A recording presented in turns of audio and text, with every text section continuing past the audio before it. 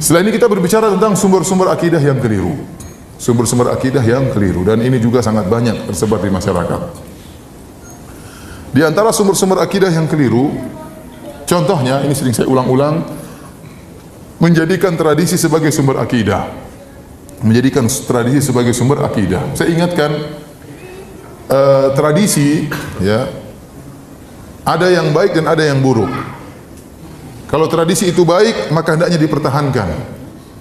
Seperti Rasulullah SAW tatkala diutus ke kaum musyrikin Arab, mereka memiliki tradisi yang baik dan mereka memiliki tradisi yang buruk. Di antara tradisi mereka yang baik, meskipun mereka dalam kondisi jahiliyah, contohnya mereka jujur, contohnya mereka suka memuliakan tamu, contohnya mereka setia, ya. Contohnya mereka dermawan. Makanya Rasulullah SAW mengatakan, innama bu'ithtu liutammima makarimal akhlak. Sungguhnya aku diutus untuk menyempurnakan akhlak yang mulia.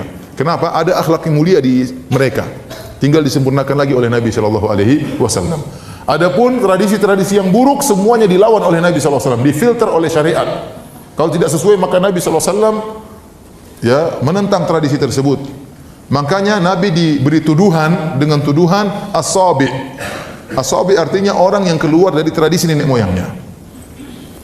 Nabi diberi gelar, di antaranya al-kahin, dukun, di antaranya as-sahir, tukang sihir, di antaranya mashur, orang tersihir, di antaranya majnun, orang gila, di antaranya syair, penyair, ya, di antaranya kadzdzab, pendusta, di antaranya sabi, orang yang keluar dari tradisi nenek moyangnya. Dan ini gelar yang sering mereka ulang-ulangi, dan mereka sering berikan kepada Nabi gelar ini. Kenapa? Karena orang takut untuk keluar dari tradisi. Sehingga kalau ada sahabat yang masuk Islam dari musyrik menjadi muslim, maka langsung dikatakan oleh mereka, qad sobauta atau sobata, kau telah keluar dari tradisi nenek moyangmu. Agar orang tidak berani keluar dari tradisi nenek moyang. Jadi ingat, Islam datang untuk memfilter tradisi, bukan tradisi memfilter Islam. Hati-hati. Sebagian orang mengatakan, lihat dulu, jangan dulu, kita lihat dulu bagaimana Islam yang datang dari Arab, kita cek dulu. Kalau sesuai dengan tradisi kita, kita terima. Kalau enggak, kita tolak. Ini bahaya. Justru Islam datang untuk memfilter apa? Tradisi. Bukan tradisi memfilter Islam. Salah.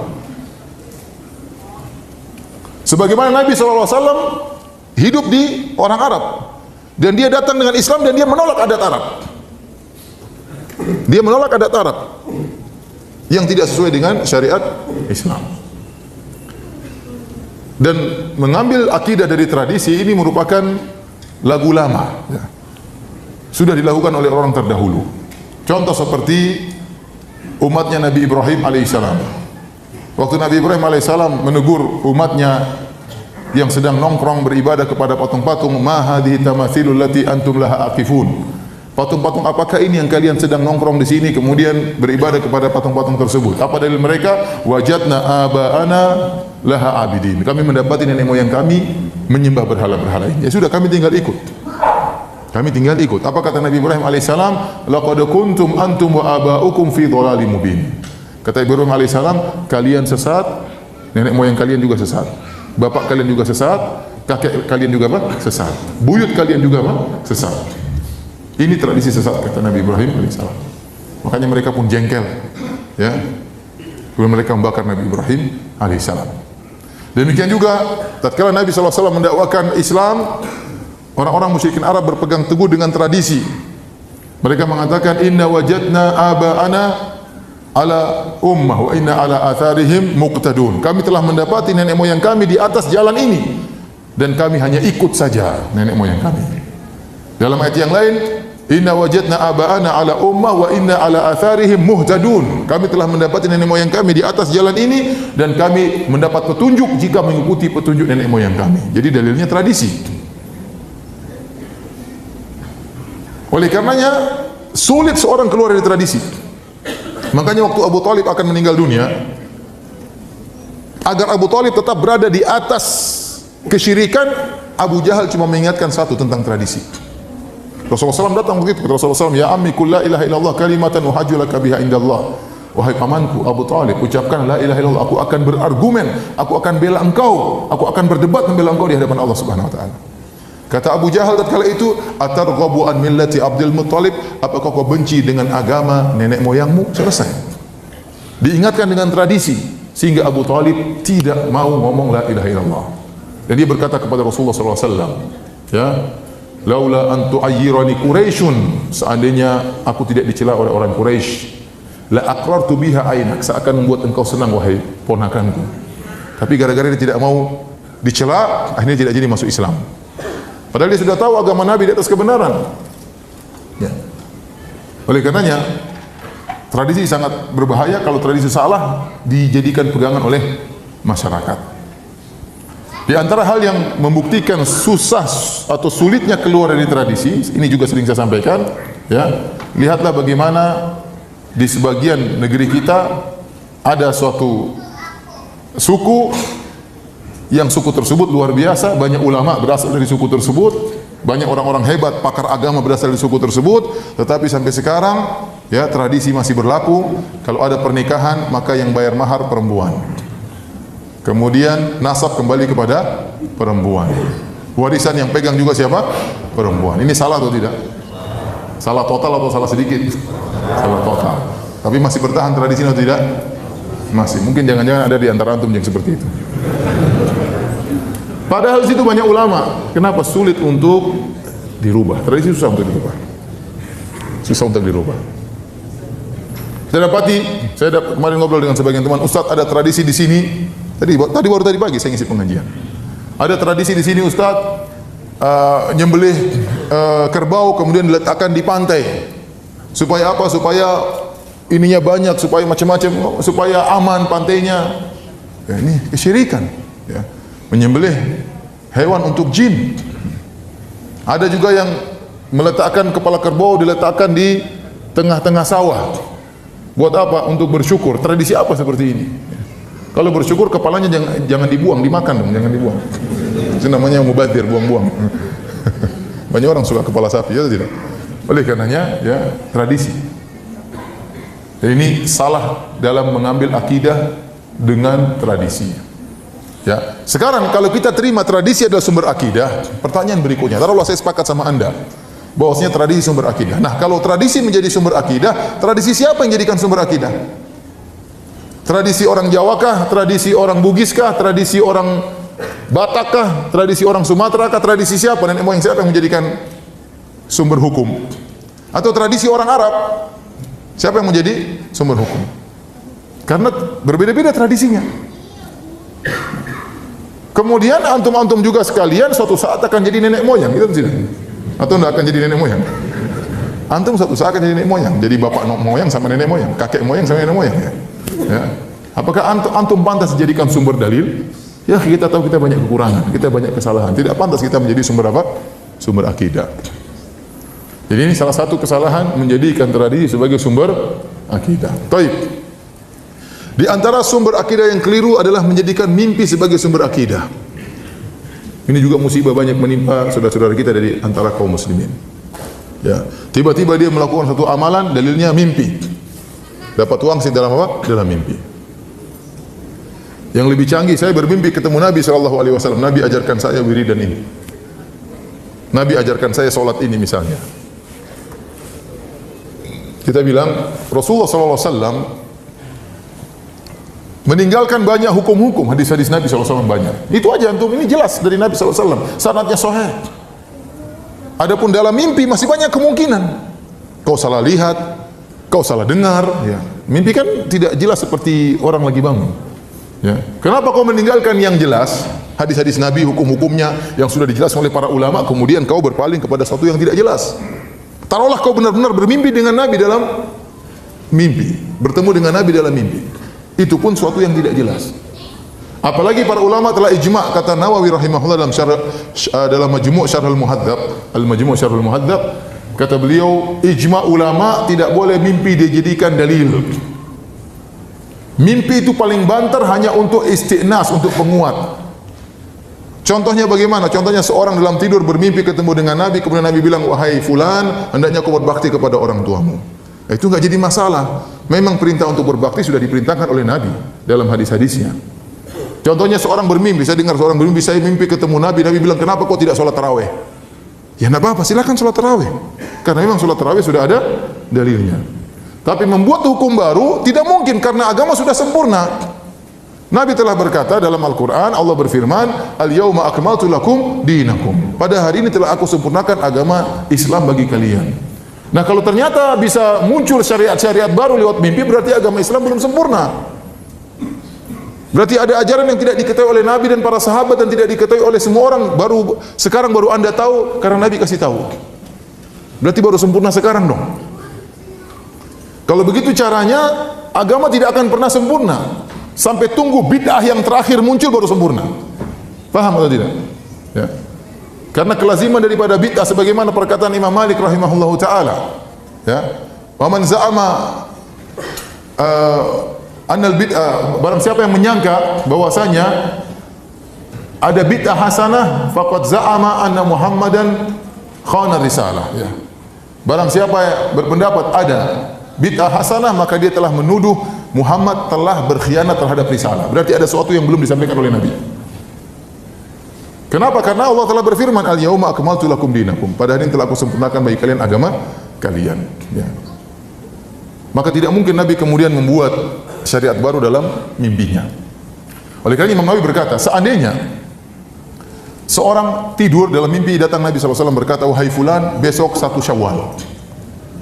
Kata Imam Nawawi, tidak boleh dia percaya dengan mimpi tersebut. Besok dia tetap harus lihat hilal. Karena yang nyuruh lihat hilal juga siapa? Siapa yang suruh lihat hilal? Nabi SAW juga.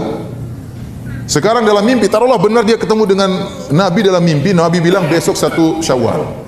Sementara dia tahu dalam hadis-hadis yang sahih, Nabi mengatakan sumu li ru'yatihi wa aftiru li ru'yatihi. Kata Nabi, berpuasalah karena melihat hilal dan lebaranlah karena melihat apa? Hilal. Maka terjadi pertentangan antara apa yang dilihat dalam mimpi dengan hadis-hadis Nabi yang sahih. Kata Imam Nawawi, harus ikut hadis-hadis yang sahih. Jadi harus tetap lihat apa? Hilal. Tidak boleh kemudian saya tidak mau lihat hilal karena saya percaya dalam mimpi ketemu dengan Nabi SAW. Ini kalaupun kita bertemu dengan Nabi dalam mimpi. Kenyataannya banyak orang yang salah lihat Nabi dalam mimpi. Benar, Nabi berkata, "Man ra'ani fil manami faqad ra'ani, fa inna syaitana la yatamatsalu bi." Kata Nabi sallallahu alaihi wasallam, barang siapa yang melihat aku dalam mimpi, sungguhnya dia telah melihat aku, karena setan tidak bisa meniruku.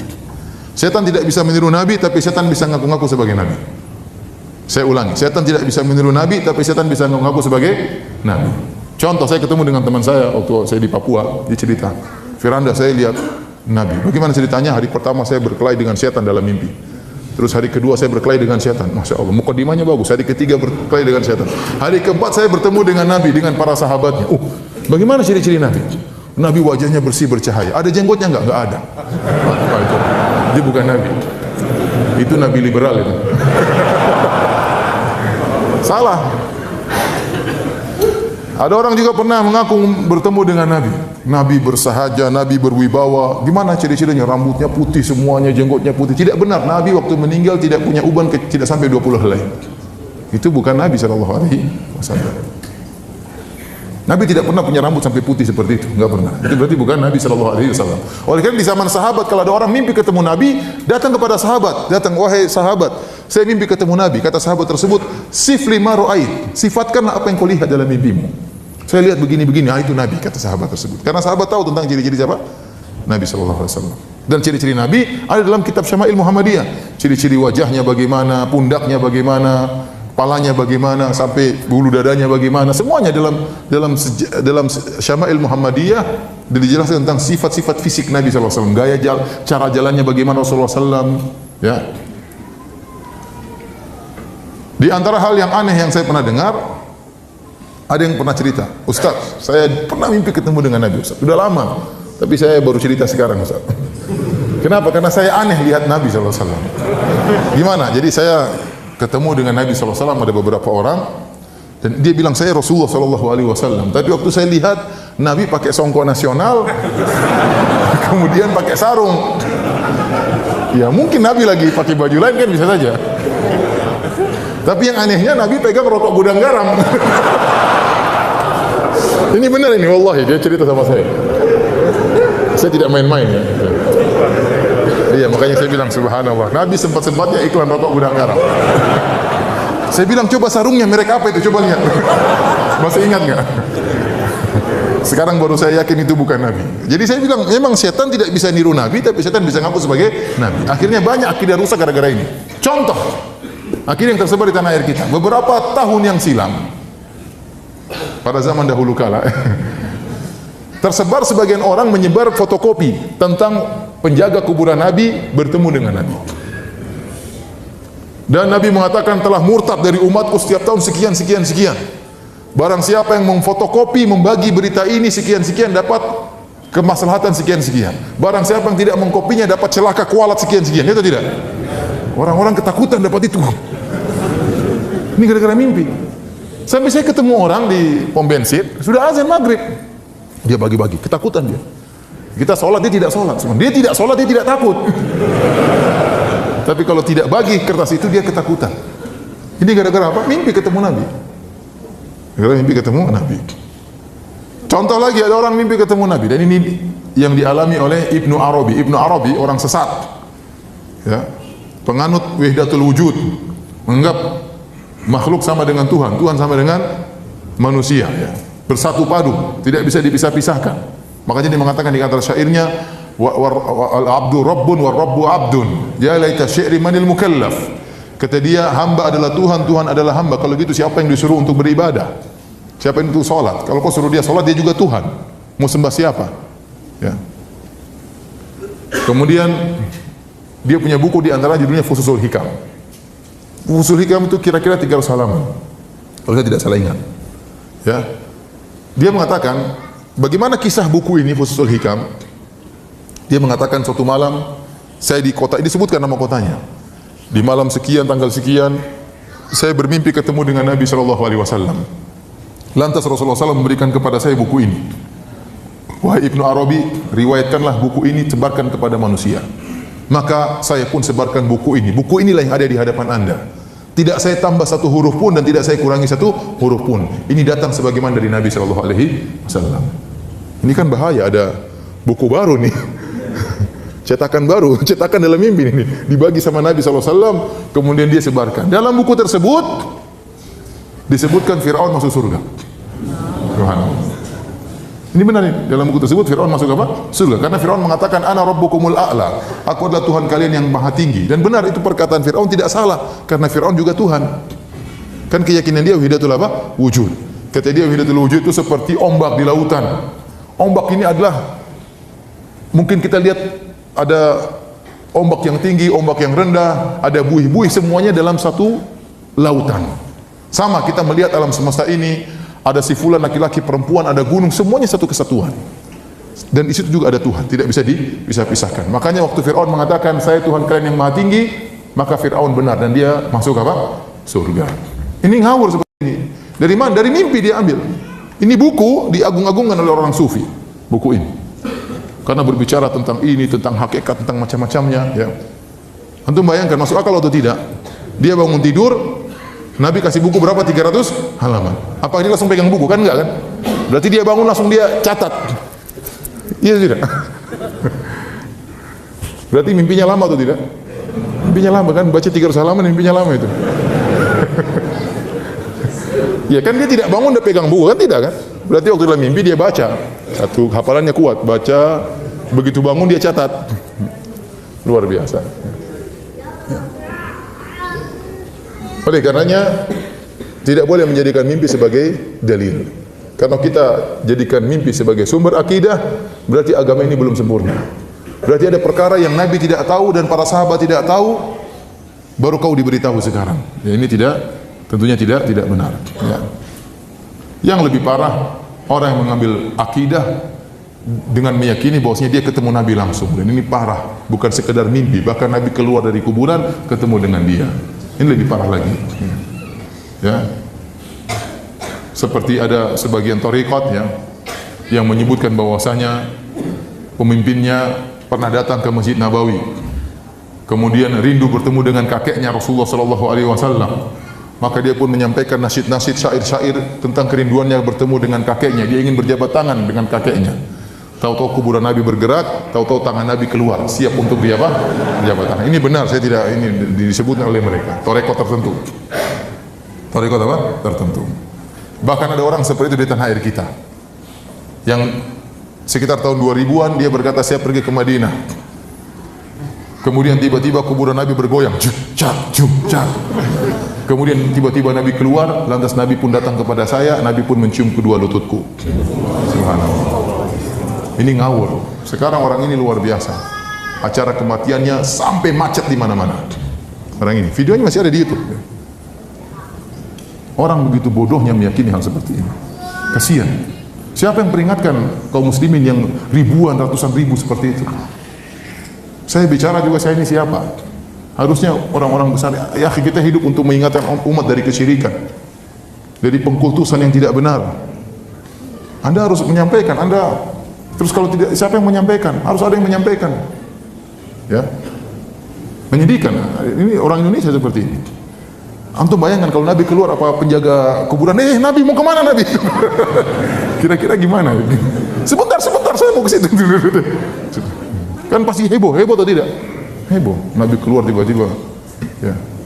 Apalagi dia bilang kuburan goyang, juk cak juk. Goyang kan apa enggak heboh? Namun demikian, ya. Ibnu Taimiyah mengatakan, segala kesesatan, sesat apapun, sebahlul apapun, seaneh apapun, pasti ada pengikutnya. Benar. Pasti ada pengikutnya. Ente percaya sama siapa? Siapa namanya? Lia Aminuddin. Katanya malaikat Jibril mau turun di Monas. Ada yang percaya tidak? Ada yang percaya. Waktu malaikat Jibril tidak jadi turun, kenapa landasannya belum ada? Ya, ada yang pengikutnya. Terkadang pengikutnya orang pintar, orang kaya, dokter dan macam-macamnya. Kesesatan apapun, seaneh apapun, pasti ada pengikutnya. Karena iblis menghias. Iblis menghiasi keanehan-keanehan. Tapi demikian juga sebagian orang mengambil akidah dari Nabi Khidir. Oh, Nabi Khidir masih hidup. Terus ketemu dengan guru saya. Terus Nabi Khidir ajarin macam-macam. Ya ini saya sekarang mengamalkan. Loh, benar yang ditemui gurumu Nabi Khidir? Ya benar. Dari mana kamu tahu Nabi Khidir? Dia ngaku sebagai Nabi Khidir. Dan yang benar Nabi Khidir sudah meninggal. Ini dijelaskan oleh para ulama seperti Ibnu Katsir, Ibnu Hajar Al-Asqalani rahimahullahu taala. Dan ingat, setan bisa ngaku sebagai Nabi Khidir. Kalau Nabi Muhammad SAW kita tahu ciri-cirinya, fisiknya seperti apa. Sehingga kalau ada orang ngaku sebagai Nabi Muhammad, kita tinggal cocokkan dengan ciri-ciri Nabi SAW. Nabi Khidir di mana ciri-cirinya? Enggak ada disebutkan. Nah, kalau ada setan ngaku sebagai Nabi Khidir, ente percaya ternyata gundurwo, gimana? Oleh karenanya para hadirin dan hadirat yang dirahmati Allah Subhanahu wa taala, tidak boleh menjadikan mimpi sebagai dalil, sumber akidah. Tapi di antara sumber akidah yang keliru, yang juga berbahaya adalah menjadikan akal sebagai sumber akidah. Banyak orang tersesat dalam hal ini, menjadikan akal sebagai sumber akidah. Ya. Mereka tatkala melihat dalil, menurut mereka tidak masuk akal, maka mereka tolak. Terutama berbicara tentang sifat-sifat Allah Subhanahu wa taala. Ya akhi, mungkin menurut anda tidak masuk akal, masih banyak orang masuk akal. Masih banyak menurut akal yang lain masuk akal. Kenapa anda menjadikan akal anda sebagai patokan?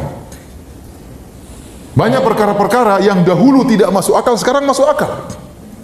Saya bilang sama antum, kalau antum kembali 1000 tahun yang lalu, terus antum bilang sama nenek moyang kita 1000 tahun yang lalu, ada alat bisa video call. Kira-kira nenek moyang kita bilang apa? Ente gila bin Majnun katanya. Video call gimana caranya?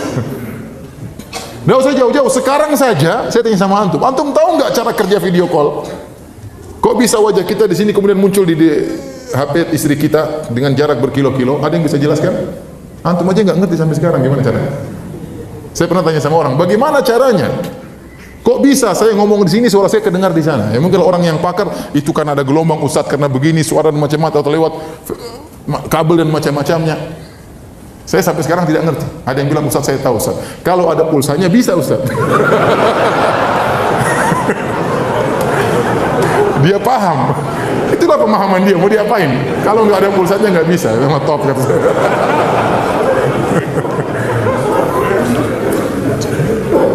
Banyak perkara-perkara yang dahulu menurut dia tidak masuk akal, ternyata masuk akal menurut orang lain. Banyak perkara-perkara yang tidak bisa kita masuk ke akal kita. Jadi akal ini punya kemampuan terbatas. Akal bahkan daya khayalnya pun terbatas. Jangankan untuk menembus memikir, Bahkan daya khayalnya pun terbatas. Seandainya saya bilang sama antum sekalian, bisakah antum menghayalkan ketampanan Nabi Yusuf? Antum nggak bakalan mampu. Yang bisa antum hayalkan orang tertampan yang pernah antum lihat. Benar. Lebih daripada itu otak nggak mampu. Nggak bisa terbayang tampaknya Nabi Yusuf kayak apa. Yang perempuan lihat potong-potong jarinya nggak sadar, subhanallah. Ya, kalau antum baca buku tafsir dalam tafsir Al-Qurtubi, dalam tafsir yang lain disebutkan riwayat-riwayat Israiliyat yang aneh-aneh. Ada yang mengatakan para wanita waktu melihat Nabi Yusuf tampan, ada yang langsung mati. Beneran ini? Ada yang langsung haid tiba-tiba, ada yang langsung pingsan, saking tampannya Nabi Yusuf. Kalau kita sesuai dengan Al-Quran saja, tidak usah aneh-aneh. Waqatta'na aydiyahunna, mereka potong-potong tangan mereka tanpa sadar, saking tampannya Nabi Yusuf. Laki-laki zaman sekarang setampan apapun, kalau ada perempuan lihat ngiler sebagaimanapun, kalau kasih jarum pentul pasti teriak. Gitu tidak? Tapi Nabi Yusuf, kita bisa lihat ada orang histeris lihat orang yang sangat dia cintai. Ya, Nabi Yusuf begitu muncul alaihissalam, wanita sampai motong-motong jarinya tidak sadar. Kita nggak mampu menghayalkan tampannya Nabi Yusuf. Kenapa? Otak kita daya khayalnya saja terbatas. Demikian juga daya pikirnya. Contoh sederhana, kalau saya suruh Anda menghayal tentang bidadari, Anda nggak bakalan mampu. Bayangkan cantiknya bidadari, nggak mampu. Yang paling ente bayangkan istri ente, itu yang paling cantik. Dalam tanda kutip. Mau bayangkan paling cantik perempuan, nggak mampu. Ini nanti jangan direkam ya, saya sekedar cerita aja. Saya dulu waktu di Irian, bayangkan saya tidak pernah keluar dari Irian. Lahir di Surabaya, umur seminggu langsung sudah dibawa orang tua. Saya bilang, Mak, saya dulu di Surabaya sebulan. Oh, bukan sebulan, seminggu sudah pergi. Lahir seminggu, kemudian naik kapal pergi ke Irian Jaya. Besar sampai lulus SMA di mana? Di Irian Jaya. Jarang perempuan cantik di sana. Ada 1-2 orang subhanallah itu jadi bintang di Sorong. Semua orang kejar-kejar, padahal biasa-biasa aja. Tapi waktu itu paling cantik karena itu yang bisa kita lihat. Gitu sampai di mana di UGM, ternyata banyak yang cantik. Daya khayal semakin meningkat. Jangan direkam ya. Terus sampai di Madinah lebih ngeri lagi. Ada cewek cantik, wajahnya seperti artis, ngemis, subhanallah. Benar ini. Orang-orang Palestina, orang Suria, ngemis-ngemis, cantiknya luar biasa. Kita tidak bisa bayangkan bagaimana cantiknya bidadari. Apa kata Nabi SAW tentang bidadari? Mir'atuha kabiduhu. Sungguhnya kabiduha mir'atuhu. Kata Nabi SAW, sungguhnya hati sang bidadari adalah cermin bagi suaminya. Jadi kalau suaminya di hadapan istrinya dari bidadari, wajahnya tertampang di hatinya. Antum bisa bayangkan? Bisa. Kata Nabi SAW, yura mukhu saqaiha min wara'il lahmi minal husni. Sungguhnya sumsum betisnya kelihatan dari luar, di balik dagingnya. Wah, ini setan apa bidadari? Sumsumnya kelihatan. Tapi kata Nabi SAW, minal husni, karena saking cantiknya. Kalau kita berusaha menghayal ada bidadari yang hatinya cermin, sumsumnya kelihatan, apa yang kita bayangkan? Mengerikan. Paham? Ya tidak? Menunjukkan daya hayal kita itu terbatas. Ya udah, kita azan, kita sholat, kita lanjutkan lagi insyaallah ya. Wallahu ta'ala alam bisawab.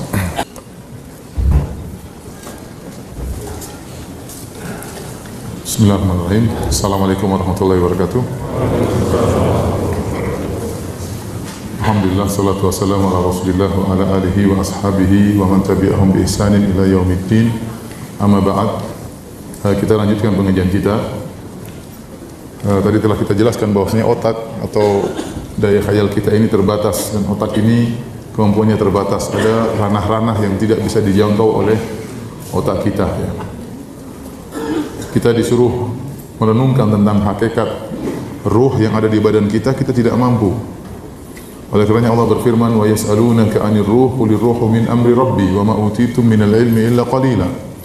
Mereka bertanya kepada engkau tentang ruh, katakanlah ruh itu adalah urusan Rabbku, dan kalian tidak diberi ilmu kecuali hanya sedikit. Kalau ada 1000 ulama berkumpul untuk menjelaskan tentang hakikat ruh, dari unsur apakah terciptakan ruh, bagaimana sifat-sifatnya, ya, apa senyawanya, maka akan ada 1000 pendapat. Kenapa? Karena mereka semua tidak tahu tentang hakikat ruh. Padahal ruh berada dalam jiwa kita, namun tidak tahu hakikatnya. Bagaimana lagi dengan Rabbul Alamin, dengan Allah Subhanahu wa Ta'ala.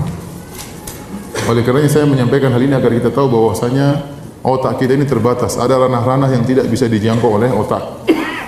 Maka tatkala ada datang sifat-sifat Allah Subhanahu wa Ta'ala, maka kita imani.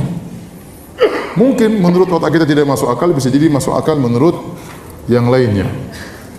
Ya. Betapa banyak ahlul bidah, baik Jahmiyah maupun Al-Mu'tazilah maupun Al-Asy'ariyah, mereka menolak sifat-sifat Allah. Di antaranya seperti mereka menolak sifat Allah di atas. Dalilnya apa? Akal mereka.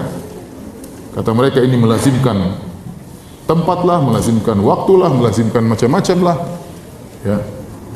Padahal terlalu banyak dalil menunjukkan Allah di atas. Banyak sekali dalilnya. Rasulullah SAW ya, berdoa mengadahkan kedua tangan di atas. Kalau Allah di mana-mana, ya kita ke bawah juga boleh, ke kiri juga boleh, ke kanan juga boleh.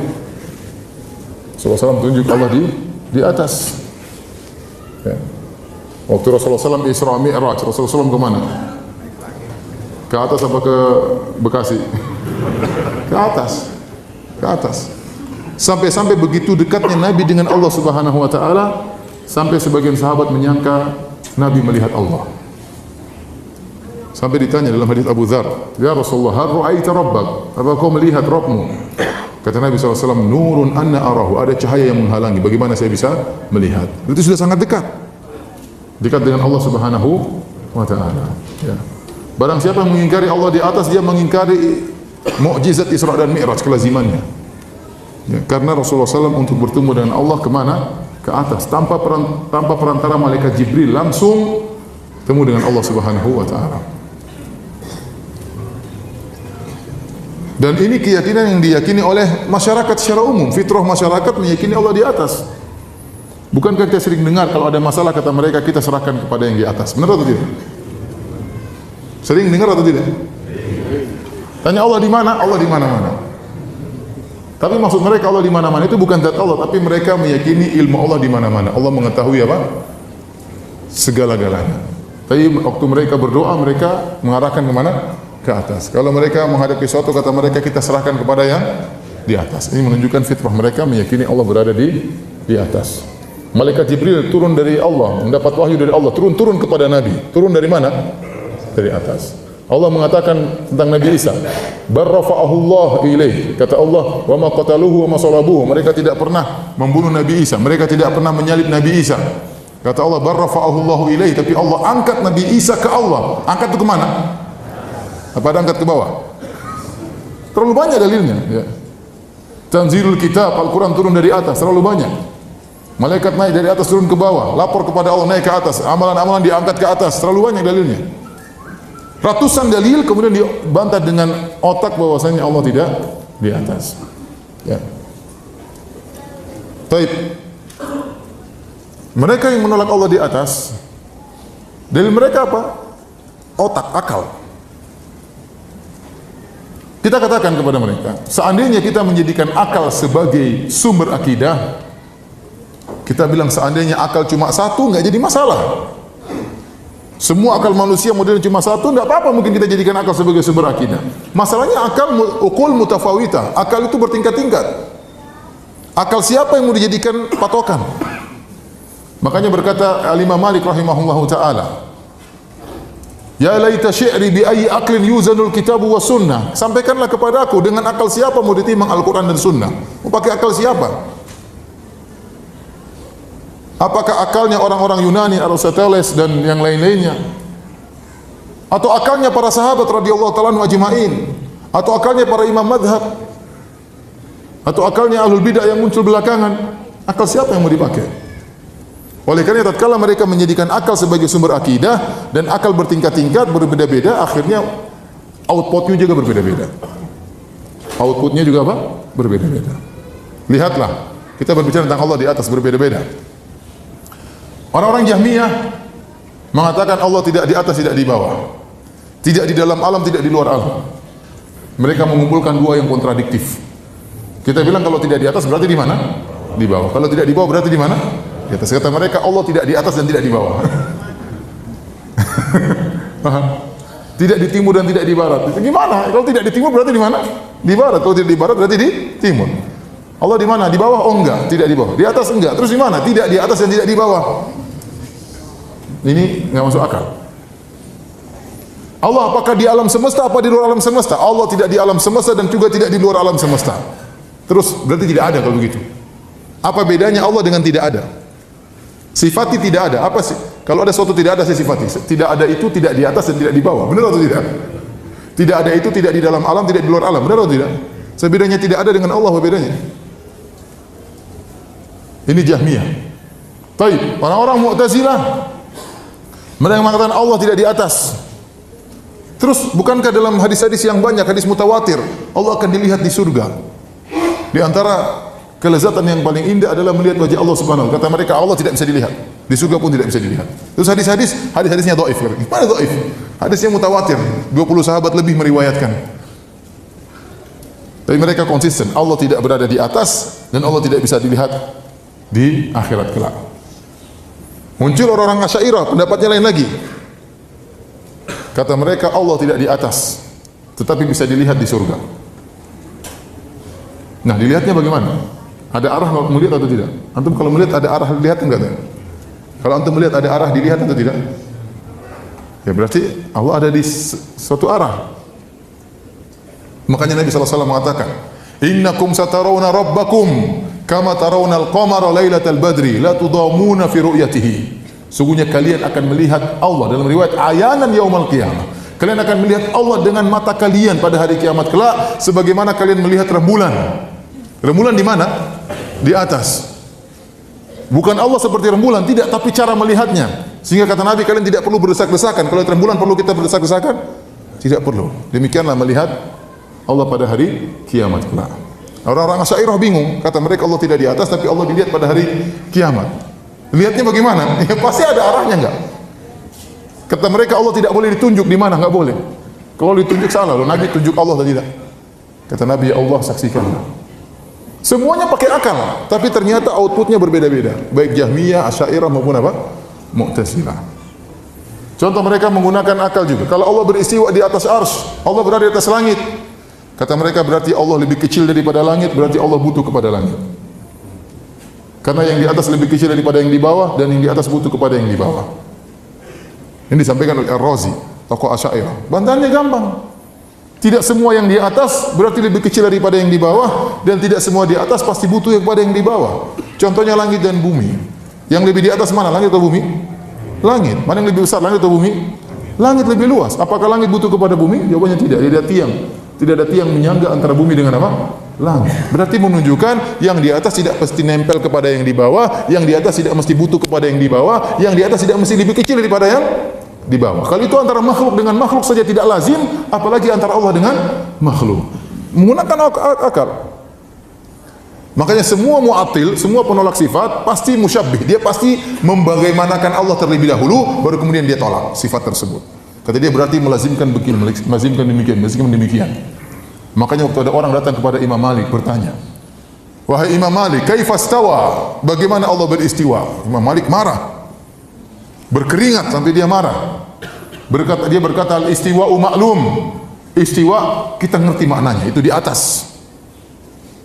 Wal kaifu majhul, bagaimananya kita tidak tahu. Wasu'alu anhu bid'ah, dan bertanya tentang bagaimananya adalah apa? Bid'ah. Kata Imam Malik, usir orang ini dari pengajianku. Kenapa? Dia bertanya tentang bagaimananya. Nah, anda bagaimana tahu bagaimananya? Kalau anda ingin tahu bagaimananya sifat Allah, anda harus tahu bagaimana zat Allah terlebih dahulu. Dalam kaidah al-kalamu fi sifat far'un anil kalami fi dzat. Pembicaraan tentang sifat adalah cabang dari pembicaraan tentang zat. Kalau anda tahu bagaimana zat Allah, baru anda tahu bagaimana sifatnya Allah. Kalau anda tidak tahu bagaimana zatnya Allah, bagaimana anda bisa bayangkan sifatnya Allah? Kalau anda ingin membayangkan tentang Allah di atas arsy, bagaimana bayangannya? Pertama anda harus tahu Allah seperti apa, zatnya bagaimana. Terus kedua anda harus tahu arsy seperti apa, baru anda bisa bayangkan Allah di atas arsy. Kalau anda arsy saja anda tidak tahu, Allah pun anda tidak tahu, terus gimana anda bayangkan? Beriman saja kepada ayat-ayat Al-Quran. Ar-Rahmanu 'alal 'arsy istawa, Allah beristiwa di atas arsy. Sudah selesai. Itulah pemahaman para sahabat. Jangan kita gunakan akal kita kemudian menolak apa? Hadis-hadis dan ayat-ayat. Hati-hati. Ya. Tatkala kita pegang kepada akal, akhirnya macam-macam akhirnya penafsiran karena akal berbeda-beda, ya, karena akal berbeda-beda. Oleh karenanya hadirin dan hadirat yang dirahmati Allah Subhanahu wa taala, dalam masalah akidah kita ya di antara cara yang keliru menjadikan akal sebagai sumber akidah. Baik. Di antara sumber akidah yang keliru adalah menjadikan ilmu laduni sebagai sumber akidah. Ilmu apa? Ilmu laduni. Katanya enggak usah belajar, tahu-tahu pintar. Ada orang-orang wali-wali enggak pernah belajar, tahu-tahu pintar. Saya bilang itu omong kosong. Nabi SAW bersabda, innamal ilmu bitta'allum. Sungguhnya ilmu itu dengan belajar. Yang langsung pintar tanpa belajar cuma Nabi, para Nabi dan para Rasul, karena mereka dapat wahyu. Adapun selain Nabi, selain Rasul, maka harus belajar. Para sahabat belajar atau tidak? Belajar. Abu Hurairah sampai kelaparan, sampai pingsan gara-gara belajar.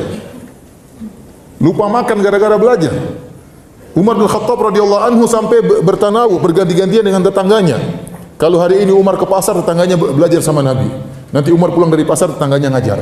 Kasih tahu tadi Nabi menyampaikan demikian. Besoknya Umar yang ngaji, tetangganya yang bekerja. Belajar mereka. Tiba-tiba katanya ada wangsit dari Allah Subhanahu wa taala langsung ya, kemudian ngerti. Saya bilang omong kosong. Datangkan orang yang pintar tidak belajar itu mana orangnya? Enggak ada, itu enggak benar. Itu cuma katanya dan katanya, tidak benar. Tidak ada buktinya, tidak ada buktinya. Ya.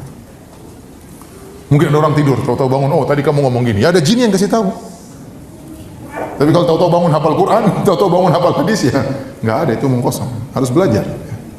Harus belajar. Jadi tidak namanya ilmu laduni. Oh Ustaz, kalau mau pintar caranya gimana? Ya Al-Quran dibakar, masukkan ke gelas kemudian diminum. Iya bisa, kamu hafal tapi tidak boleh kentut kamu.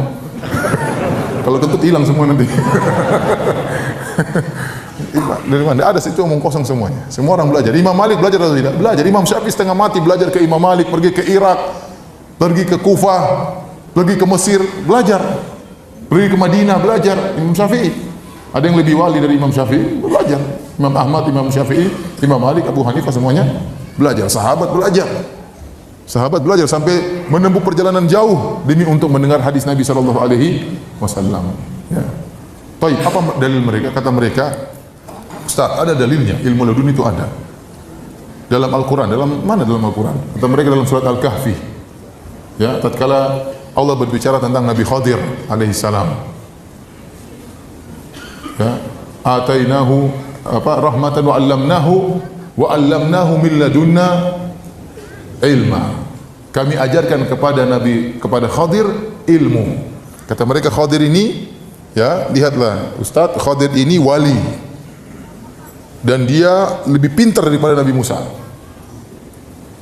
Pertama Khadir itu apa? Wali. Kedua lebih pintar daripada Nabi Musa alaihissalam. Ketiga, Nabi Khadir keluar dari syariat Nabi Musa. Dia tidak ikut syariat Nabi Musa. Kalau begitu bagaimana? Ya kalau gitu, kalau orang sudah mencapai hakikat, dia tidak harus sholat. Dia boleh keluar dari syariat Nabi Muhammad sallallahu alaihi wasallam. Sebagaimana Khadir keluar dari syariat Nabi Musa alaihi salam. Itu dalil mereka. Kenapa? Karena ada ilmu laduni. Wa 'allamnahu min ladunna ilma. Kata Allah, kami ajarkan kepada Khadir ilmu dari kami. Bagaimana bantahannya? Bantahannya sederhana. Ya, oleh karenanya mereka gara-gara syubhat seperti ini, mereka punya pembagian agama menjadi syariat dan hakikat. Barang siapa sudah mencapai hakikat, maka boleh tidak mengerjakan ibadah, boleh tidak sholat. Ya. Kamu belum mencapai hakikat, maka kamu harus sholat. Kalau sudah mencapai hakikat, tidak sholat juga tidak mengapa. Ya. Sampai sebagian mereka, ya, karena tidak pernah sholat Jumat, waktu ditanya, kamu nggak pernah sholat Jumat? Siapa bilang? Saya sholat Jumat di Mekah. Kamu nggak tahu?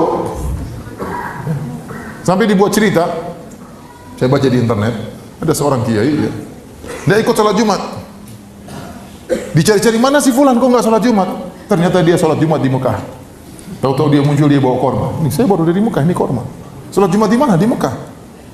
Orang percaya. Padahal kalau jam 12 Indonesia, di Mekah masih jam 8. Belum sholat Jumat di sana. Imamnya pun masih tidur mungkin. Sholat Jumat sama siapa? Ya, ente tutup mata sampai di Mekah, balik lagi sampai ke Indonesia. Nabi saja mau umroh saja naik onta setengah mati. Ya, ente jangan khurafat. Nabi naik onta setengah mati. Sampai Nabi pernah dihadang oleh orang-orang kafir Quraisy sehingga Nabi tidak bisa umrah pada tahun 6 Hijriah. Saya para sahabat semua akhirnya menggagalkan umrah mereka, harus cukur rambut karena fa in uhsirtum, terhalang tidak bisa umrah. Akhirnya ditunda tahun depan umrahnya. Itu Nabi SAW. Ini ente tutup mata sampai di Mekah, balik lagi sampai ke Indonesia. Tahu-tahu pulang bawa korma. Korma juga bisa pergi ke Tanah Abang beli. Kalaupun itu korma asli, ada jinnya yang bantu dan khurafat seperti itu ya. Kata mereka pada ilmu laduni. Sebenarnya mereka tidak sholat Jumat, cuma alasan aja. Cuma alasan. Sebagian orang seperti itu ya, Ustaz saya temani si fulan, Ustaz subhanallah dia tidak sholat Ustaz. Benar ya, saya yang temani dia tidak sholat Ustaz. Orang top-top ya, di sebagian tanah air kita ada orang top-top tidak sholat ya, karena sudah mencapai tingkatan apa? Hakikat. Tapi kita kembali kepada Nabi Khadir dan Nabi Musa alaihissalam. Baik. Kalaupun Nabi Khadir tidak mengikuti syariat Nabi Musa, itu wajar. Pertama, Nabi Khadir seorang nabi, bukan seorang wali, dan ini pendapat yang dikuatkan oleh Ibnu Katsir rahimahullahu taala dalam tafsirnya dan juga dalam kitab Al-Bidayah wa Nihayah, dan juga dikuatkan oleh Al-Hafidz Ibnu Hajar rahimahullahu taala.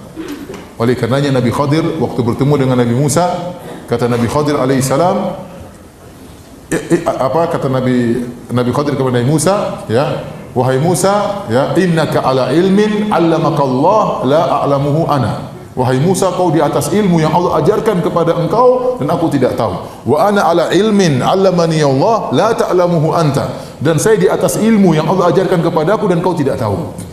Ini menunjukkan Nabi Khadir apa? Nabi.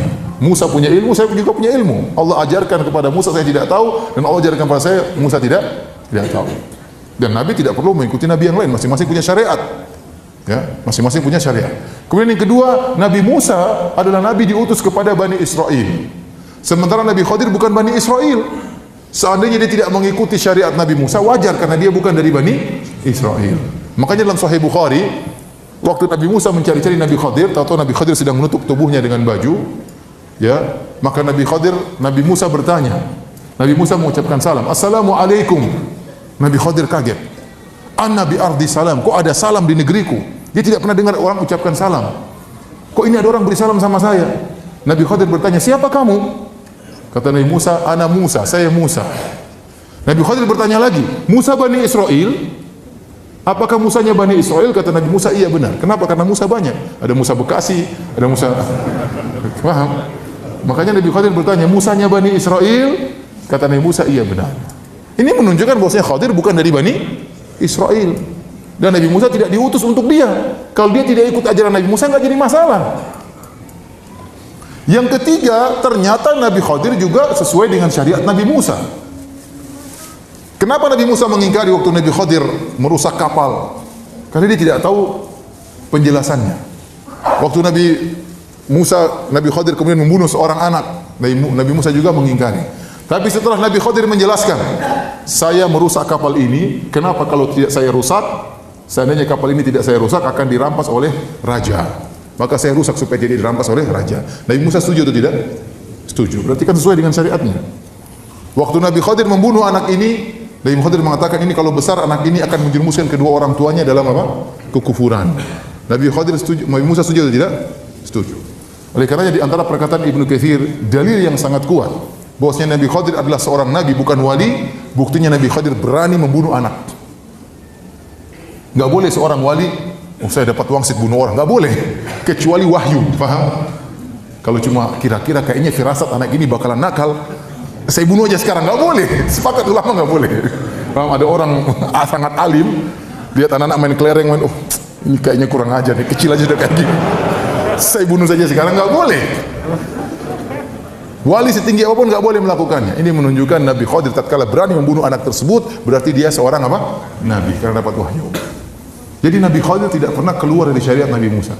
Kalaupun dia keluar, memang dia tidak diutus Nabi Musa untuk dia.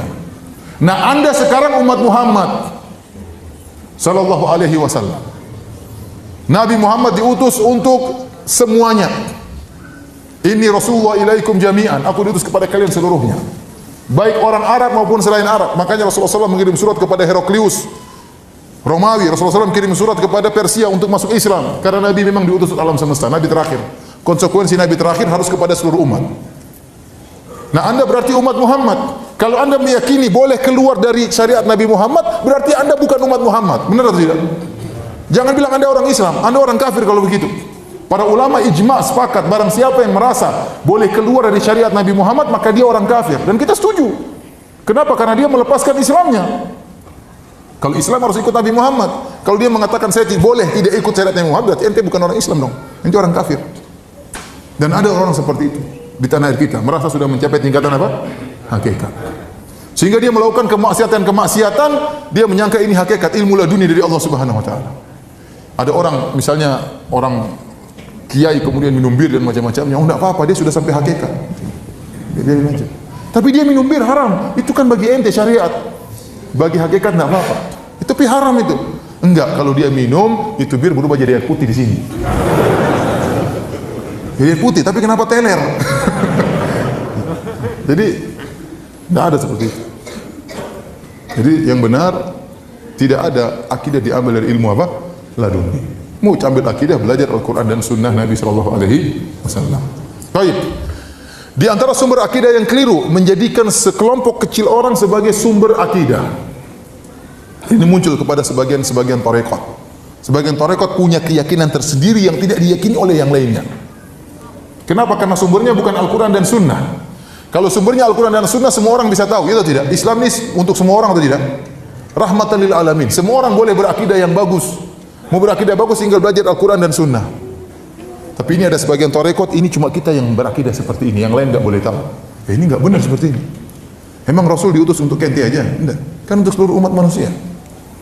Sebagian mereka lebih ringan, ada wirid khusus, tarekat yang lain tidak tahu. Kelompok yang lain enggak tahu. Umat Islam di alam semesta ini enggak tahu kecuali tarekat mereka, wirid khusus. Ini enggak benar. Saya pernah ketemu dengan guru saya, ibu guru SMA, hajian, sama suaminya. Kemudian dia tanya sama saya, Ustaz, saya diajarin wirid oleh seorang kiai. Kata kiai tersebut, yang boleh tahu cuma kamu, tidak boleh kasih tahu sama orang lain. Suami pun tidak boleh tahu. Saya bilang itu bahaya, wirid sesat seperti itu. Masa suami juga tidak boleh tahu? Tidak benar seperti itu. Islamnya rahmatan lil alamin. Bukan untuk sekelompok khusus, harus dari dia, jalur dia, tidak benar. Ya, semua orang ada Al-Quran dan hadis Nabi Sallallahu Alaihi Wasallam. Oleh karena tidak benar perkataan sebagian orang Syiah yang mengatakan bahwasanya akidah hanya boleh diambil dari Ahlul Bait. Selain Ahlul Bait enggak boleh. Ini dari mana aturan seperti ini? Dari mana aturan seperti ini? Bahwasanya akidah hanya boleh diambil dari Ahlul Bait. Bukankah Rasulullah sallallahu alaihi wasallam berdakwah yang masuk Islam banyak, sahabat-sahabat meriwayatkan hadis-hadis Nabi sallallahu alaihi wasallam tidak harus dari jalur Ahlul Bait. Bukankah Rasulullah SAW mengutus Mu'adz bin Jabal ke negeri Yaman dan Mu'adz bukan Ahlul Bait? Bukankah Rasulullah SAW mengutus Abu Musa al-Ash'ari berdakwah di Yaman dan dia bukan dari Ahlul Bait? Bukankah Ibnu Mas'ud berdakwah di Irak dan dia bukan dari Ahlul Bait? Kenapa Anda membatasi bahwasanya akidah harus berasal dari Ahlul Bait? Sebagian orang diberi syubhat dan saya diceritain. Orang Syiah mengatakan, "Ya akhi, kalau Anda di keluarga, bukankah yang paling tahu tentang akidah Anda adalah keluarga Anda?" Benar. Berarti kan yang paling tahu tentang akidah Nabi Muhammad sallallahu alaihi wasallam adalah putrinya, ya, Fatimah radhiyallahu anha dan cucu-cucunya. Logika ini seakan-akan benar. Ya. Bantahnya gampang. Justru yang lebih tahu tentang kita istri kita atau anak kita? Yang lebih tahu tentang kita istri kita atau anak kita? Istri kita lebih tahu. Kalau begitu ambil akidah dari Aisyah dong. Yang lebih tahu tentang Nabi Aisyah atau Fatimah? Aisyah radhiyallahu anha yang tiap hari bergaul sama Nabi sallallahu alaihi wasallam. Sehari-hari bersama Nabi sallallahu alaihi wasallam. Meriwayatkan banyak hadis dari Nabi sallallahu alaihi wasallam. Kenapa anta mengkafirkan Aisyah kemudian hanya mengambil dari Fatimah? Dan Nabi tidak pernah buat aturan bahwasanya akidah hanya boleh diambil dari siapa? Ahlul Bait. Ahlul Bait kita terima, dari selain Ahlul Bait juga kita terima, ya. Baik hadirin dan hadirat yang dirahmati oleh Allah Subhanahu wa taala, ini saja yang bisa saya sampaikan pada kesempatan kali ini, ya, tentang sumber akidah yang benar dan juga sumber-sumber akidah yang keliru. Semoga Allah menjadikan kita kokoh di atas akidah yang benar dan meninggal di atas akidah yang benar, akidah salafus saleh. Semoga pertemuan kita ini bermanfaat dan sebagaimana Allah kumpulkan kita di masjid yang mulia ini, semoga Allah kumpulkan kita di surganya kelak. Amin rabbal alamin. Kurang lebihnya saya mohon maaf.